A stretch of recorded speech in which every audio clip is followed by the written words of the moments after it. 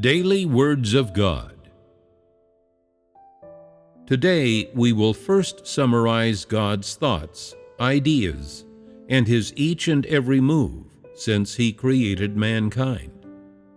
We will take a look at what work He has carried out, from creating the world to the official start of the Age of Grace. We can then discover which of God's thoughts and ideas are unknown to man, and from there we can clarify the order of God's management plan and thoroughly understand the context in which God created His management work, its source and development process, and also thoroughly understand what results He wants from His management work. That is, the core and the purpose of His management work. To understand these things, we need to go back to a distant, still, and silent time when there were no humans. When God arose from His bed, the first thought that He had was this: to create a living person, a real living human, someone to live with and be His constant companion. This person could listen to Him, and He could confide in and speak with him. Then, for the first time, God scooped up a handful of dirt and used it to create the very first living person according to the image that He had imagined in His mind. And then He gave this living creature a name, Adam. Once God had this living and breathing person, how did He feel? For the first time, He felt the joy of having a loved one, a companion. He also felt for the first time the responsibility of being a father and the concern that comes along with it. This living and breathing person brought God happiness and joy. He felt comforted for the first time. This was the first thing God had ever done that was not accomplished with His thoughts or even words, but was done with His own hands. When this kind of being, a living and breathing person, stood in front of God, made of flesh and blood, with body and form, and able to speak with God, he experienced a kind of joy he had never felt before. God truly felt His responsibility, and this living being not only tugged at His heart, but warmed and moved His heart with every little move He made. When this living being stood in front of God, it was the first time he had the thought to gain more of such people. This was the series of events that began with this first thought that God had. For God, all of these events were occurring for the first time. But in these first events, no matter what He felt at the time, joy, responsibility, concern, there was no one for Him to share it with. Starting from that moment, God truly felt a loneliness and a sadness that He had never experienced before. He felt that man could not accept or comprehend His love and concern, or His intentions for man, so He still felt sorrow and pain in His heart. Although He had done these things for man, man was not aware of it and did not understand.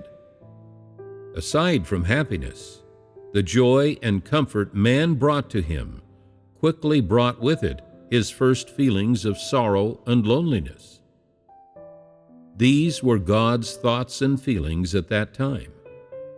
While God was doing all these things, in His heart He went from joy to sorrow, and from sorrow to pain, and these feelings were mixed with anxiety.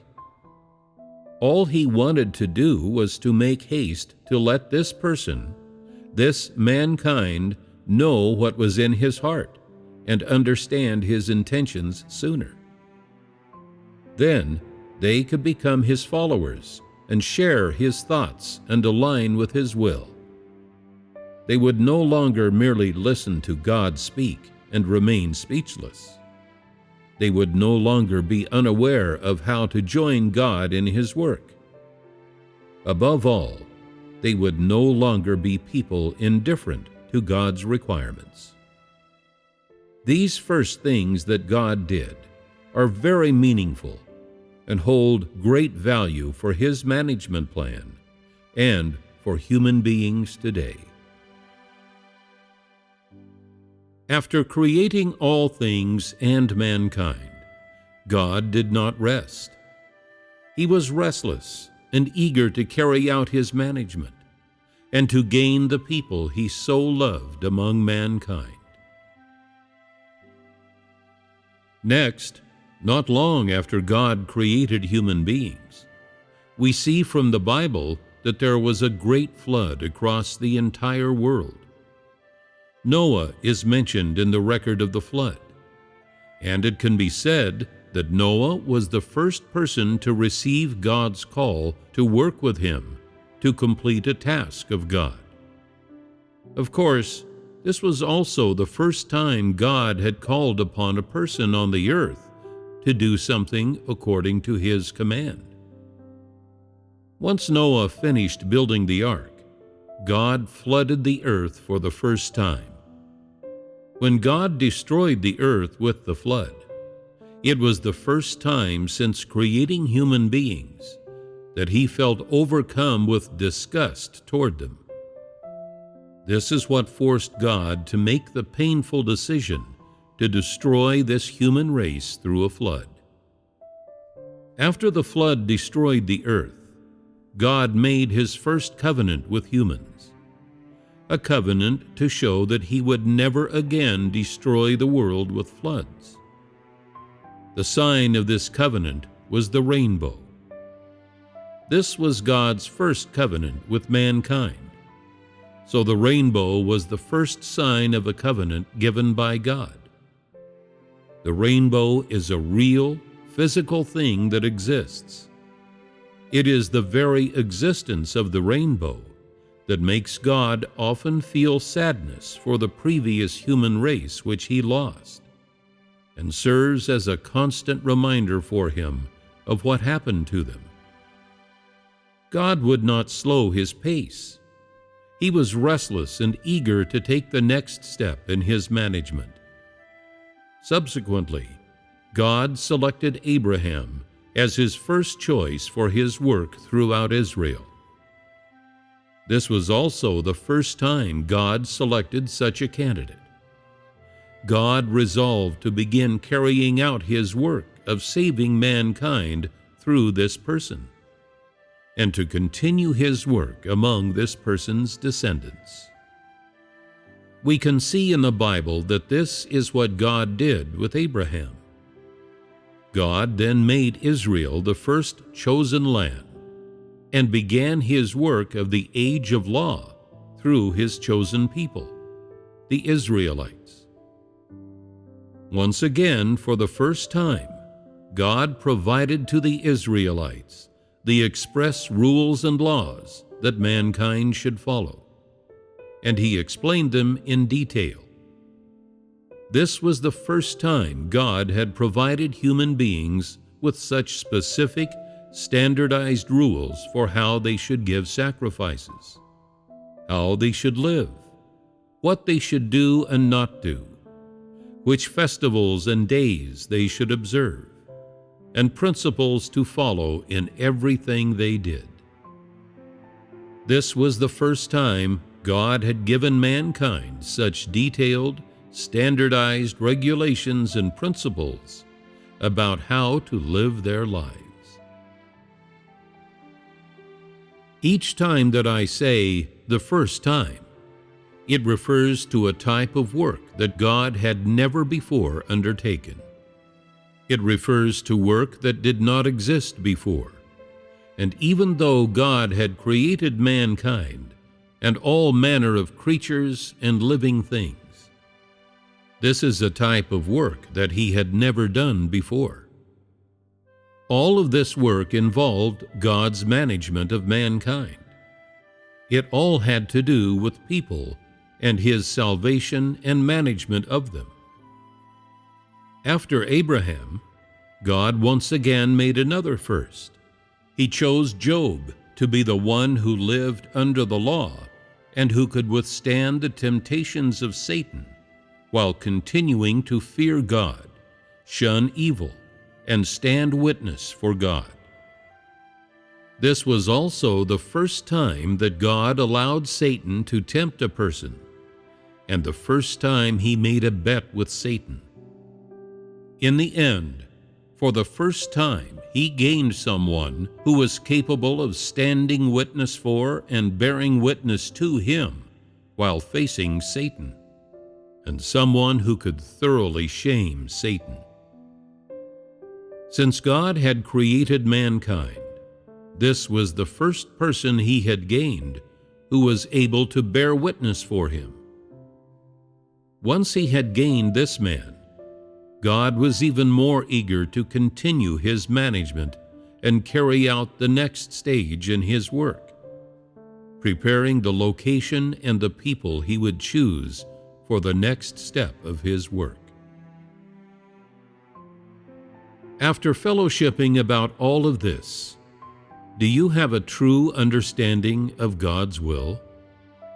God considers this instance of his management of mankind, of his salvation of mankind, as more important than anything else. He does these things not only with his mind, not only with his words, and certainly not with a casual attitude. He does all of these things with a plan, with a goal, with standards, and with his will. It is clear that this work to save mankind holds great significance for both God and man. No matter how difficult the work is, no matter how great the obstacles are, no matter how weak humans are, or how deep mankind's rebelliousness is, none of this is difficult for God. God keeps himself busy, expending his painstaking effort and managing the work he himself wants to carry out. He is also arranging everything and exercising his sovereignty over all those people on whom he will work and all the work he wants to complete. None of this has ever been done before. This is the first time God has used these methods and paid such a great price for this major project of managing and saving mankind. While God is carrying out this work, little by little he is expressing and releasing to mankind, without reservation, his painstaking effort, what he has and is, his wisdom and almightiness, and every aspect of his disposition. He releases and expresses these things as he has never done before. So, in the entire universe, aside from the people who God aims to manage and save, there have never been any creatures so close to God, that have had such an intimate relationship with him. In his heart, mankind, which he wants to manage and save, is most important. He values this mankind above all else.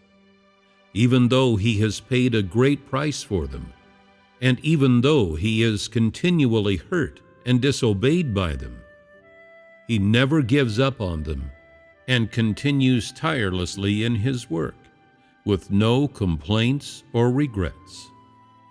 This is because he knows that sooner or later, people will awaken to his call and be moved by his words, recognize that he is the Lord of creation, and return to his side.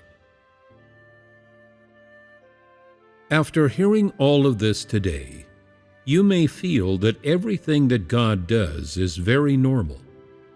It seems that humans have always felt some of God's intentions for them from his words and from his work.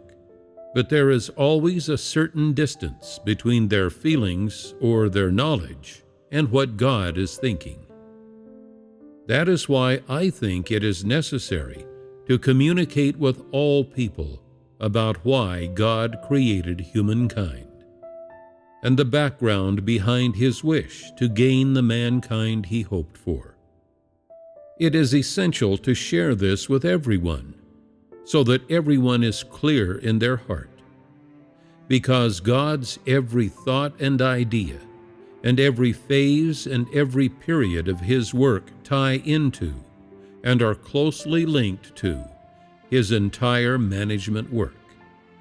Therefore, when you understand God's thoughts, ideas, and His will in every step of His work, it is the same as understanding how the work of His management plan came about. It is on this foundation that your understanding of God deepens. Although everything God did when He first created the world, which I mentioned previously, for now seems to be merely information, irrelevant to the pursuit of truth, over the course of your experience, there will, however, be a day when you do not think this is something so simple as a couple of pieces of information, nor that it is simply some kind of mystery. As your life progresses, once God has some place in your heart, or once you more thoroughly and deeply understand His will, then you will truly understand the importance and the necessity of what I am talking about today. No matter the extent to which you accept this now, it is still necessary for you to understand and know these things. When God does something, when He carries out His work, no matter if it is with His ideas or His own hands, no matter if it is the first time He has done it or the last, ultimately, God has a plan, and His purposes and His thoughts are in everything He does. These purposes and thoughts represent God's disposition, and they express what He has and is. These two things, God's disposition and what He has and is, must be understood by every single person. Once a person understands his disposition and what he has and is, they can gradually understand why God does what He does and why He says what He says. From that, they can then have more faith to follow God, to pursue truth and a change in their disposition. That is to say, man's understanding of God and his faith in God are inseparable.